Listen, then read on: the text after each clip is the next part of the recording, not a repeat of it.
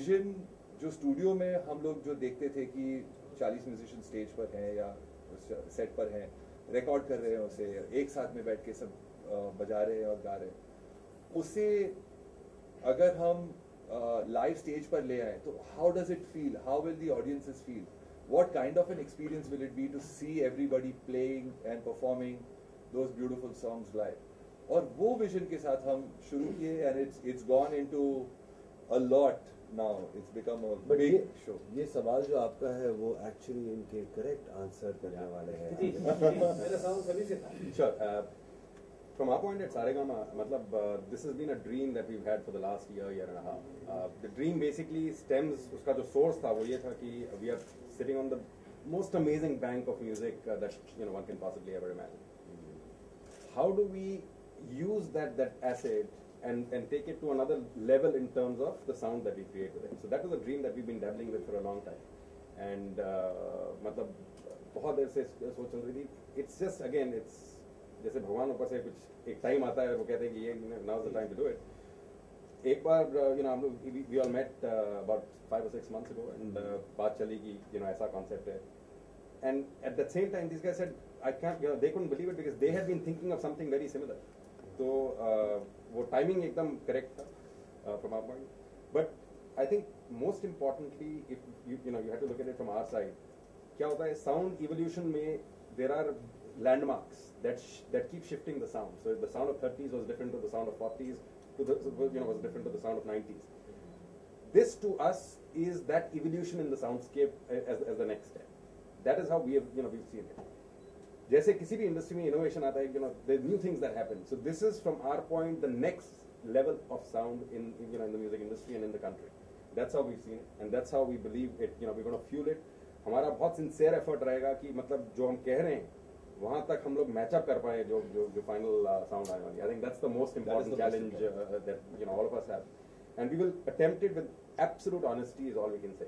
As a team, I think we'll all put our best resources together and make sure that we attempt it with absolute honesty, and the rest is left to God. Sir एक दो गानों का जिक्र करना चाहेंगे, कौन से गीत आपने सेलेक्ट किए? जैसे मैंने कहा लग जा गले बहुत ही फेमस गाना है और बहुत ही प्यारा गाना है. उसके अलावा हम सोच रहे थे कि जाने जा ढूंढता फिर कहाँ, फिर काफ़ी सारे गाने हैं एक्चुअली. अभी आप मुझे एकदम शॉक कर रहे हैं मेरे आईपैड पे सब गाने. हाँ, तो इनके पास तो मेरे ख्याल से I don't know what's your catalogue, 3 lakh गाने हैं. और जितने भी उन जमाने में जितने भी गाने बनते वो ऑब्वियसली सब HMV, तभी HMV हुआ करता था, तो सब अभी सारेगामा के पास ही है जो मेन कैटलॉग. तो लाइक पंचमदा के गाने हैं, तेरे बिना जिंदगी से कोई शिकवा तो नहीं, मदन मोहन साहब के गाने हैं, शंकर जयकिशन जी के इतने गाने हैं, और बहुत सारे. I mean I have so many. मैं आपको बता दूंगा ना, बेटर रहेगा.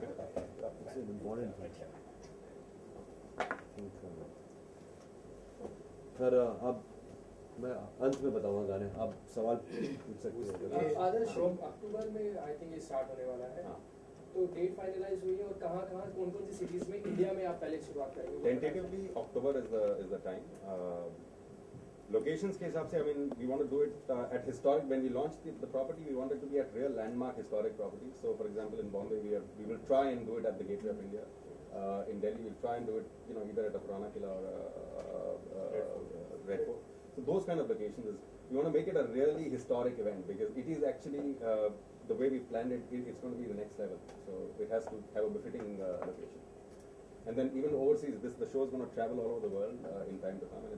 And it's not end at this. This is just the beginning. इसको हम लोग हर साल इसमें कुछ नया जोश डाल के इसको रिप्रेजेंट करेंगे, so that it becomes an ongoing property. It's not just a 1 year thing. ये बहुत जरूरी है. प्रोमो में काफी मतलब ऐसा लग रहा है कि शायद सच में बहुत बड़ा ब्लास्ट हो गया.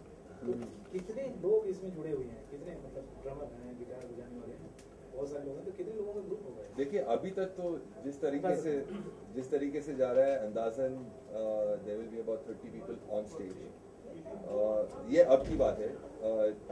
एक प्रिलिमिनरी हमने ऐसे सोचा है कि there should be orchestra, so there will be strings, violins, violas, cellos, double bass. There'll be a horn section.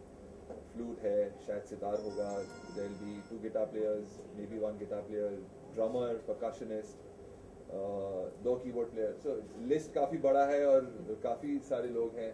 We are planning. अब तक वो once we actually sit down and feel कि नहीं यार हमें ऐसे लगता है कि शायद और 2 लोग चाहिए, तो we'll get it, because Saregama has in that sense left us very open to do and to do it the way we want and to involve as many people required, not cut down on costs, because it's a grand show, it's very big. We want to keep that bigness and we want to keep the music the way it was.